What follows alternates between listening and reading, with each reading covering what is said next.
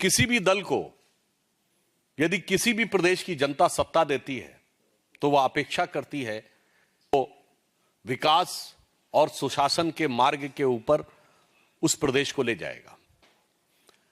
हम उस समय की भी याद दिलाते हैं जब हम विपक्ष में थे और राज्यों में हमारी सरकारें थी तो गुजरात मॉडल की चर्चा होती थी कि विकास, पारदर्शी शासन, भ्रष्टाचार मुक्त शासन किस ढंग से आगे बढ़ रहा है। याद करिए, मध्य प्रदेश में हमने ऐसी योजनाएं लागू की थी कि बच्चियों का, कन्याओं का भविष्य सुरक्षित हो सके।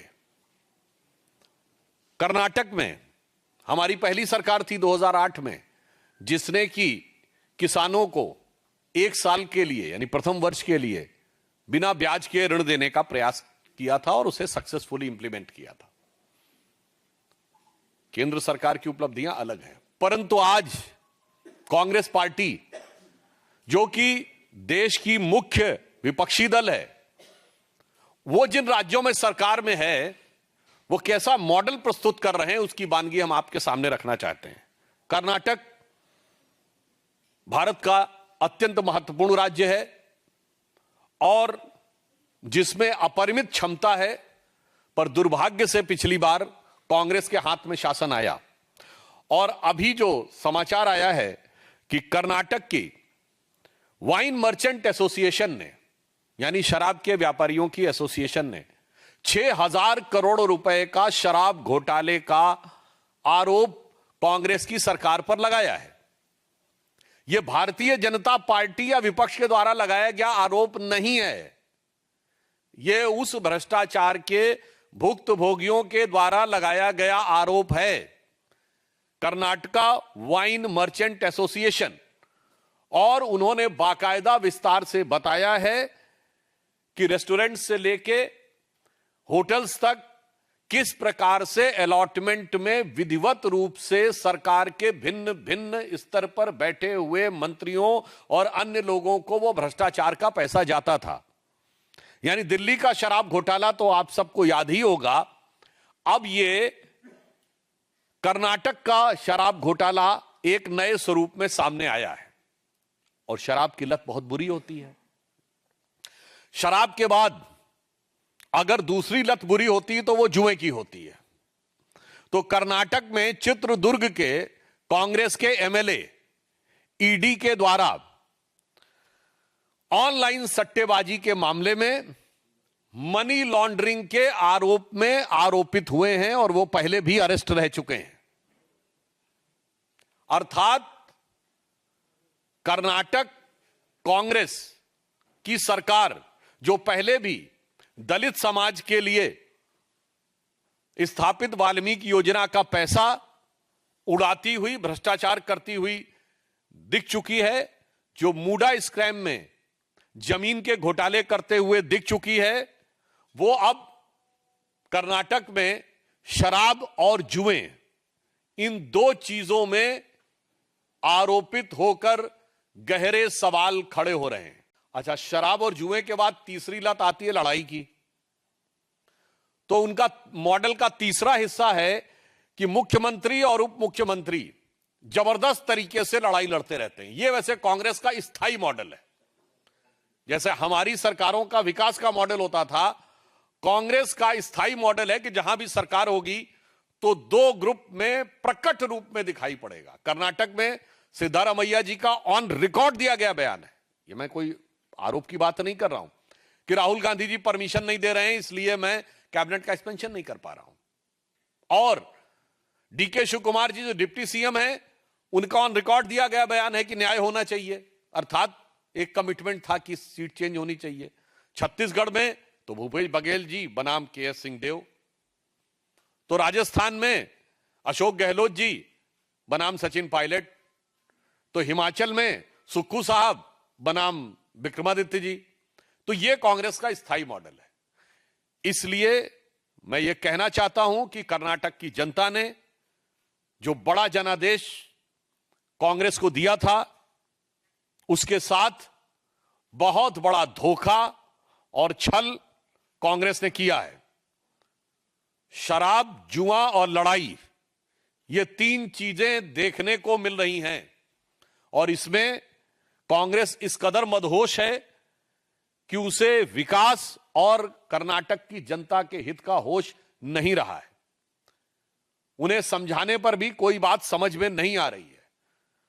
तो उनके लिए एक पंक्ति ध्यान आती है कि कांग्रेस मानो ये कह रही हो कि मुझको यारों माफ करना, मैं नशे में हूं और बोतल में मैं में नशा। यहां पे मैं का मतलब शराब होता है ना, बोतल में मैं में नशा और मैं नशे में हूं। तो वो मोदी विरोध के नशे में इस कदर धुत हैं कि अब जहां जहां सत्ता में हैं वहां पर वो समाज कल्याण, जन विकास का कोई कार्य न करते हुए सिर्फ भ्रष्टाचार में आकंठ डूबकर और अपनी स्वार्थ सिद्धि में और समाज को तोड़ने बांटने में लगे हुए हैं।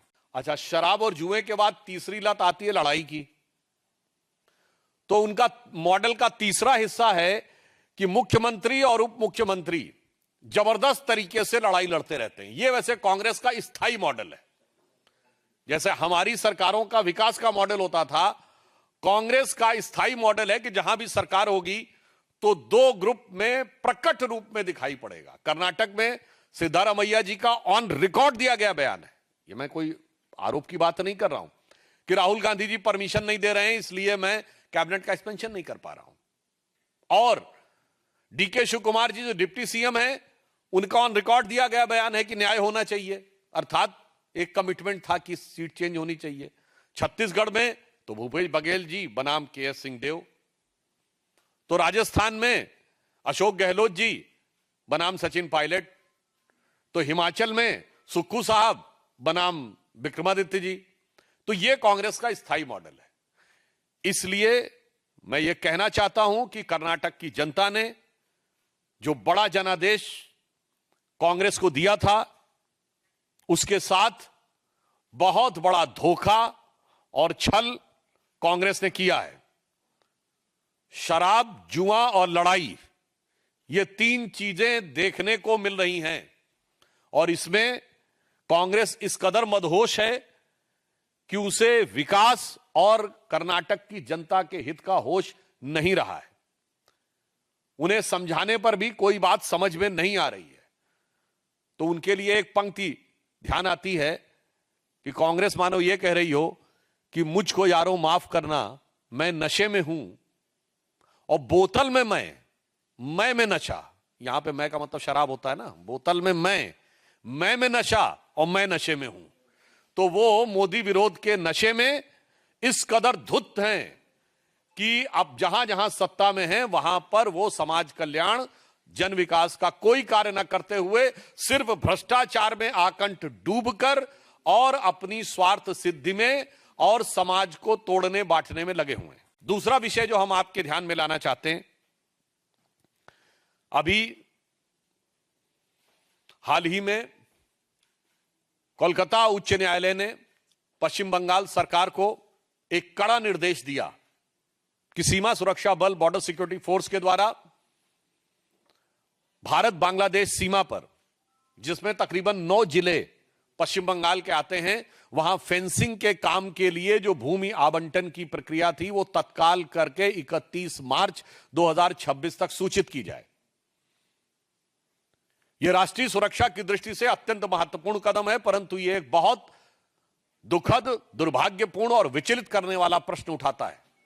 यह साफ दर्शाता है कि पश्चिम बंगाल की तृणमूल कांग्रेस के शासनकाल में देश की सीमाओं पर सुरक्षा की कीमत पर घुसपैठियों के वोट के लालच, क्षुद्र राजनीतिक स्वार्थ में राष्ट्र की सुरक्षा का सौदा किया जा रहा था। उच्च न्यायालय का निर्णय एक प्रकार से उनकी नीतियों पर करारा प्रहार है, जिसे अगर मैं एक पंक्ति में कहूं तो इस निर्णय के बाद वो नकाब उठ गया है कि पश्चिम बंगाल की तृणमूल कांग्रेस सरकार घुसपैठिया परस्त है और उसके शासनकाल में राष्ट्रीय सुरक्षा संकटग्रस्त है। और हमें पूर्ण विश्वास है कि राष्ट्रीय सुरक्षा को संकटग्रस्त करने वाली इस सरकार को इस घुसपैठिया परस्त सरकार को पश्चिम बंगाल की जनता आगामी चुनावों में तृणमूल से उद्ध्वस्त कर देगी और भारतीय जनता पार्टी को निर्णायक, प्रभावी और प्रचंड जनादेश देगी, ताकि राष्ट्र की सुरक्षा और पश्चिम बंगाल के जन जन के विकास और कानून व्यवस्था तीनों को सुनिश्चित किया जा सके। देखिए, मुझे लगता है कि लुटेरों को अपने से जोड़ते जोड़ते समाज का कुछ वर्ग अब पूरे भारत को लुटेरों से जोड़ने लगा है। मुझे लगता है इस लुटी पिटी मानसिकता से बचने का प्रयास करना चाहिए, और यह वही मानसिकता है जिसके लिए माननीय प्रधानमंत्री जी ने कहा कि मैकॉले की मानसिकता को अगले 10 साल के अंदर हमें उद्ध्वस्त करना है। और यह बहुत दुखद बात है कि श्री हामिद अंसारी जी, जो भारत के माननीय उपराष्ट्रपति रहे हैं, वो इस प्रकार की बात करें, जबकि फैक्ट यह है, वास्तविकता यह है कि जितने भी मुगल बादशाह थे अलाउद्दीन खिलजी के बाद, सबने बगदाद के खलीफा का खुतबा पढ़ के शासन किया है। जैसे जितने वॉइस रॉय थे वो किंग या क्वीन के बिहाफ पे शासन करते थे, उसी प्रकार समस्त मुगल बादशाह बगदाद के खलीफा के प्रतिनिधि के रूप में शासन करते थे। और मुझे लगता है कि हामिद अंसारी साहब इतने पढ़े लिखे व्यक्ति हैं, उन्हें तो पता होना चाहिए कि गजनी के साथ आए हुए इतिहासकारों ने क्या क्या लिखा है। उतबी ने खुद लिखा है कि मथुरा में कैसी लूटपाट की और क्यों की, धार्मिक आधार पर की। उस जमाने में गजनी के एक इतिहासकार मिनहाजुस सिराज ने अपनी किताब तबाकते नासरी में लिखा कि जो यहां से मूर्ति ले जाई गई, उनके 4 पार्ट किए गए। एक मूर्ति मस्जिद की सीढ़ियों के लिए, एक मूर्ति उसके महल के लिए, और 2 हिस्से मक्का और मदीना को भेजे गए। मुझे लगता है जब वहां के लोगों ने इतना लिखा है, तो वो किस कारण से लुटेरों के प्रति इतनी आत्मीयता है, ये अपने आप में दर्शाता है कि एक रोगी मानसिकता है। और ये मुगल, मैकॉले और मार्क्स, ये M3M के कारण ये सारी की सारी समस्या उत्पन्न हुई है। और इसलिए इस प्रकार के विचारों को भारत की प्रबुद्ध जनता आज भली भांति समझ सकती है। और एक पॉइंट और कह दूं, आजकल इन विचारों को स्थापित कर पाना बड़ा मुश्किल होता जा रहा है, जब से इंटरनेट का युग आ गया है।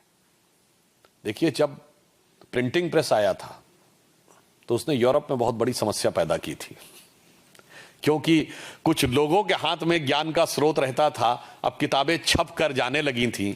उसी प्रकार मुझे लगता है कि जो क्रिश्चियन थियोलॉजिस्ट थे, उनके लिए चुनौती प्रिंटिंग प्रेस ने पैदा की थी। अब ये जो हार्डलाइनर फंडामेंटलिस्ट इस्लामिक थियोलॉजियंस हैं, इनके लिए इंटरनेट समस्या पैदा कर रहा है। ये मार्क्सिस्टों के लिए और मैकाले वालों के लिए इंटरनेट एक बड़ी चुनौती है, क्योंकि अब किसी भी सच को छुपाना इतना आसान नहीं है। दुष्प्रचार बहुत है इंटरनेट पे, मगर अगर कोई सतह पर जाना चाहेगा कि सच क्या है, तो वो कुछ घंटे की सर्च में लगभग 80 से 90% सच तक पहुंच सकता है। तो मुझे लगता है कि जो लोग चेहरे बदल के आते हैं, तो उनके लिए एक पंक्ति कह देना चाहता हूं कि सच जरा सा घटे या बढ़े तो सच सच न रहे, मगर झूठ की तो कोई इंतहा नहीं। लाख चेहरे बदल के आ जाते हैं ये, पर आईना कमबख्त झूठ बोलता ही नहीं।